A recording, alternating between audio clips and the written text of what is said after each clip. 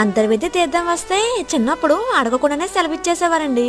కానీ ఇప్పుడైతేనా మా మేనేజర్ని 100 సార్లు అడగాల్సి వస్తుంది. మన పచ్చ బస్సు వచ్చేసిందండోయ్. అంతర్వేది దాకా స్టాండింగ్ పొజిషనే. డ్రైవర్ అంకులేమో సడన్ బ్రేకులు వేసేసి మా చేత డాన్స్ చేయించేశారండి. నేను పెట్టుకున్నది ఒక మ్యాజిక్ వాచ్ అన్నమాట. ఇప్పుడు కలర్ వైట్ లో ఉంది కదండి, బయటికి వెళ్ళగానే పింక్ లా మారిపోతుంది. తీర్థానికి చాలా భోజన సత్రాలు పెడతారండి, కానీ మేము తిన్నదైతే మాత్రం చాలా బాగుంది. సూర్యుడి చూపులు డైరెక్ట్ గా నా మొహానికి గుచ్చుకుంటున్నాయండి, అందుకే పగడి వేషం. భయపడకండి. టెంపుల్ ని కట్టించింది ఈయనే అండి, కొపనాతి కృష్ణమ్మ వర్మ గారు. ఈ టైంలో టెంపుల్ లోపలికి అస్సలు వెళ్ళలేమన్నమాట, చాలా మంది ఉంటారు.